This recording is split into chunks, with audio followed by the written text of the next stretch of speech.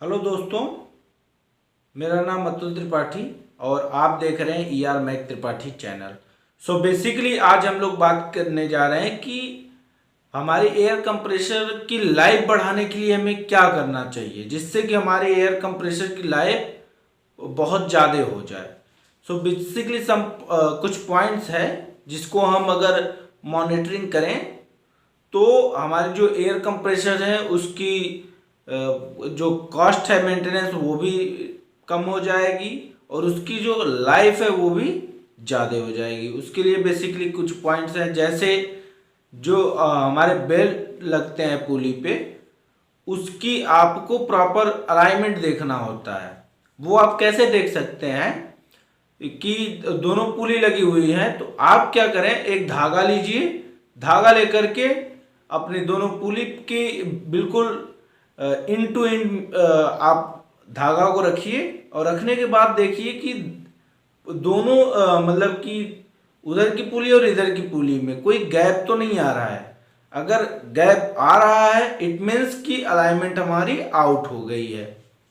ये आपको daily basis पे नहीं देखना है, लेकिन हाँ वीकली बेसिस पे आफ्टर 1 वीक आप इसको अगर देखते हैं तो आपकी अलाइनमेंट मिसमैच नहीं होगी, जिसके बिहाफ पे आपकी जो बेल्ट कटने की चांसेस होगी वो कम हो जाएंगी। जो आप बेल्ट 3 महीने पे चेंज कर रहे हो या 6 महीने चेंज कर रहे हो, ईयरली बेसिस पे चेंज होगी तो वहां पे हम रिड्यूस कर पाएंगे अपने कॉस्ट को। और दूसरे नंबर पे कंप्रेसर में बोल्ट लगे हुए हैं, आपको उसको भी चेकआउट करना चाहिए। 1 वीक में आपको 5 मिनट, जैसे आप उसको क्लीन कर रहे हैं या कुछ भी कर रहे हैं तो उसके साथ साथ आप ये भी काम करके जो भी बोल्ट होंगे वो अगर ढीले हो रहे हैं तो उसको टाइट कर दीजिए। अगर टाइट हैं ऑलरेडी तो फिर कोई बात नहीं है।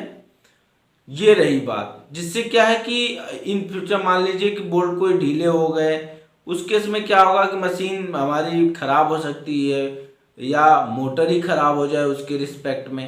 तो इसलिए बेसिकली आपको मॉनिटरिंग करना चाहिए बोल्ट और नट की भी। तीसरी अगर मैं बात करूं तो अमूमन लोगों को ये नहीं पता होता है कि ये तो कह देते हैं कि हमारा कंप्रेसर हवा नहीं भर रहा है प्रॉपरली या हवा नहीं बना रहा है। ना बनाने के पीछे की जो लॉजिक है वो ये होता है कि एयर बेसिकली जो कंप्रेस्ड एयर होता है उसमें रिमेनिंग ऑफ सम वाटर होते हैं रिमेनिंग में, वो हमारे जो टैंक होते हैं टैंक की नीचे वाले पोर्शन पे हमारे वो स्टोर होने लगते हैं धीरे धीरे धीरे धीरे। तो अगर कोई ध्यान ना दे, जैसे कि जो भी सर्विस के लिए उस पर वर्क कर रहा है उसको तो आइडिया होता नहीं है, और जिसको जो इंस्टॉलेशन करने जाता है वो कुछ लोग बताते नहीं और बताए भी तो जिससे बताए वो उसको ऑब्जर्व नहीं करता है। इसके लिए क्या करना है, जिनके पास कंप्रेसर है उनको बेसिकली एक नीचे टैंकी में होता है जो वहाँ पे ड्रेन वाल्व लगे होते हैं, बेसिकली उसका नाम है ड्रेन वाल्व। ड्रेन मतलब नली हो गए, तो उसको क्या करना है, आपको ओपन कर लेना है। ओपन करने के बाद उसमें आप देखोगे तो टोप टोप पानी की बूंदें गिरेंगी। अगर ज़्यादा दिन पे आप खोलोगे तो उसमें बहुत सारे पानी निकलेंगी। इसके बाद आपको अगर प्रोसेस को तेजी से करना है तो आप पहले तो कंप्रेसर के पूरे प्रेशर निकाल लीजिए, उसके बाद ड्रेन वाल्व खोलिए, और इस प्रोसेस को अगर फास्ट करना है तो फिर से आप कंप्रेसर स्टार्ट कर दीजिए।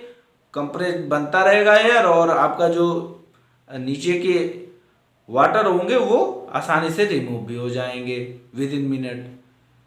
इन सारी चीज़ों को करने के बाद ये प्रॉब्लम नहीं आने वाली है कि हमारा एयर कंप्रेसर जो है वो प्रेशर ही नहीं प्रोड्यूस कर पा रहा है उतना, या हवा बनाने में डिले कर रहा है, प्रॉपर हवा नहीं बना रहा है। इस तरीके की प्रॉब्लम अगर नहीं होंगी। इसके बाद अगर कोई इलेक्ट्रॉनिक गैजेट भी लगे हुई हैं साथ में, मशीनें और भी लगी हुई हैं जैसे नाइट्रोजन लगी है, टायर इन्फ्लेटर लगे हैं, उस केस में भी आप अगर इस तरीके से भी प्रॉब्लम इलेक्ट्रॉनिक गैजेट में भी आती है वो भी कम हो जाएंगी। जैसे टायर इन्फ्लेटर की बात करूं तो वहाँ पे भी जो सेंसर खराब हो जाते हैं या जो इंटरनली पार्ट उसके खराब होते हैं वो भी अमूमन कम हो गए। अगर 6 महीने में हो रहे हैं तो 10 महीने में, साल भर में होंगे।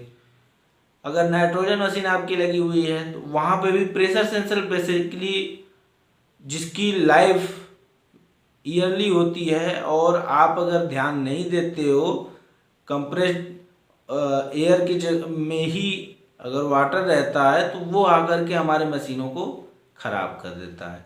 तो इसलिए आपको इन सारी चीज़ों को ध्यान में रखना है। और कैसे, मैंने 3 पॉइंट आपको बताया, अलाइनमेंट कैसे करना है या अलाइनमेंट देखना कैसे है फुल कंप्रेसर का अपने। दूसरे नंबर पे मैंने बताया कि आपको क्या safety, as a safety purpose आपको क्या देखना है, जैसे बोल्ट और नट को आपको हमेशा मॉनिटर करना है कहीं ढीले तो नहीं हो गए। तीसरे नंबर पे आपको ड्रेन वाल्व को ओपन करके ऑन द वीकली बेसिस पे आपको उसको रिमूव करा लेना है। और उसके बाद आफ्टर 6 to 8 मंथ आपको जो इंजन ऑयल है उसको चेंज करा लेना है। ये सारी चीज़ें अगर आप कर रहे हो तो आपके कंप्रेसर की जो लाइफ है वो बहुत ही लंबे समय तक रहेगी। अगर आप ऐसा नहीं कर रहे हो तो आपके कंप्रेसर की लाइफ कुछ कम रहेगी। तो आप डिसाइड करो कि आपको करना क्या है, कंप्रेसर कितने दिन तक चलाना है। Thank you to all watching my video.